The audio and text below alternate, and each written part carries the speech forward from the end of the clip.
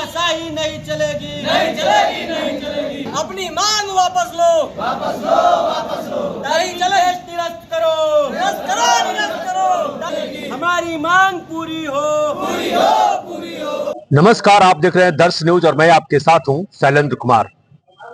बिहार सरकार के जो स्वास्थ्य विभाग है उसमें डाटा ऑपरेटर जो कार्य करते हैं उनके जिस एजेंसी के तहत वो काम करते हैं उनके द्वारा तमाम शर्त लगाया गया है और शर्त के द्वारा उनकी जो कार्य करने की जो अवधि है उसको बढ़ाना है, जिसमें कुछ शर्तें लगाई गई है जिसको लेकर तमाम डाटा ऑपरेटरों के द्वारा यहाँ पर धरना प्रदर्शन दिया गया है।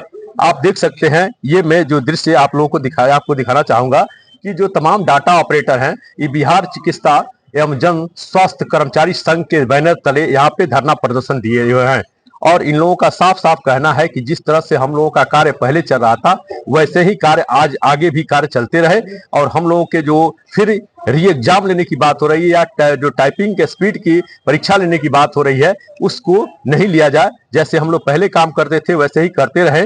कुछ यहाँ पे जो धरना प्रदर्शन कर रहे हैं लोग उनसे भी मैं बात करूंगा और जानने की कोशिश करूंगा कि आखिर इन लोगों की मांग क्या है और इन लोगों की धरना प्रदर्शन कब तक चलेगा और ये लोग सरकार से क्या चाहते हैं।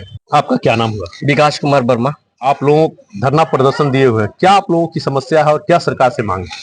समस्या हमारी यही है कि कुछ दिन पहले हमारे मेल पे मेल आ गया, हम सभी के जिले के जितने भी लोग हैं सभी के मेल पे मेल आया और मेल में यह दिया गया था कि 26/3 को जो एजेंसी है हमारी उर्मिला इंटरनेशनल, तो इसकी सेवाएं जो है 26/3 को समाप्त हो रही हैं। तो फिर 26/3 को समाप्त हो रही हैं और उसके बाद से उनका रिन्यूअल भी कर दिया गया है, उन्हीं को ये टेंडर फिर मिल गया है। तो फिर जो मिल गया है तो अब हम लोग को वो कह रहे हैं कि हमारा रिन्यूअल हो गया है लेकिन आप लोग को हम तब रखेंगे जब हमारे यहाँ आप परीक्षा पास करेंगे, टाइपिंग टेस्ट देंगे और एक परीक्षा भी लेंगे और पास करने के बाद फिर हम आपको रखेंगे। आप लोगों का क्या कहना है? हमारा कहना है कि जब आपका इसी तरह हो गया तो हम लोग भी तो बहुत दिन से बिना यहाँ स्किल के ही तो नहीं ना काम कर रहे हैं।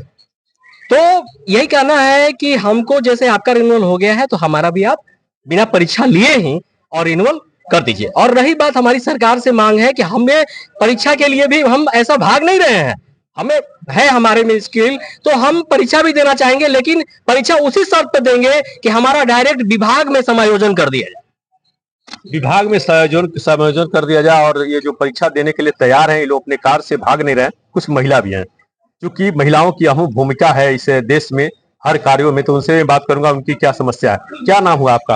रंजना राय। क्या समस्या है और क्या कहेंगी, सरकार से क्या मांग आप बोलिए। बोला जाए क्या? मेरा नाम आशा तिवारी है। सरकार से यही मांग है कि हम लोग टाइपिंग टेस्ट देकर आ चुके हैं, उर्मिला से हम लोग की बहाली हुई है, अब हम लोग दोबारा नहीं देना चाहेंगे। सरकार अब जो सैलरी हमको आउटसोर्स के द्वारा कर रही है और डायरेक्ट हम लोग के अकाउंट में क्यों नहीं कर रही है? क्या चाहती है सरकार? हम लोग ठेकेदार पर कब तक कटेंगे? 8 साल से यही होता चला आ रहा है। टाइपिंग टेस्ट नहीं निकालेंगे तो हम लोग कहाँ से पाएंगे 50,000 रुपए 40,000 रुपए की एजेंसी को देंगे कि हम लोग को रखा जाएगा, बाल बच्चा सब रोड पे आ जाएगा। क्या हम लोग साथ इसी तरह शोषण होता रहेगा? सरकार के द्वारा क्या आपको अंधकार में रखा गया था? जिस समय आप आई काम करने के लिए, क्या आपको नहीं बताया गया था कि आप किसी ठेकेदार की तरह आ रही हैं? जी नहीं, हमको नहीं पता था। अभी तक आपको नहीं ये चीज को मालूम था कि आप किसी ठेकेदार के तहत काम कर रही हैं? पता है हमको, लेकिन ये सब शोषण हो रहा है ना हम लोग का, अब नहीं बर्दाश्त होगा। बहुत हम लोग को खटवाया जाता है, 8 घंटा की जगह 12-12 घंटा काम किया। कोविड में हम लोग दिन जान लगा करके काम किए। क्या हुआ? अगर हम लोग की जान चली जाती तो बाल बच्चा कहाँ के रहते?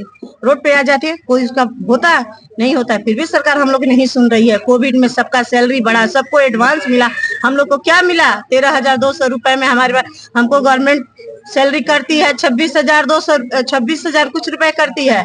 हम लोग को अकाउंट में कितना आता है? 13,200 रुपए। क्या उतने से हो जाएगा हम लोग को? सरकार को नहीं विचार करना चाहिए इस पे? सरकार को विचार करना चाहिए और इन लोगों की मांग है उसको निश्चित ही सुनना चाहिए और उस मांगों को पूरा करना चाहिए। इन लोगों की मांग भी जायज है।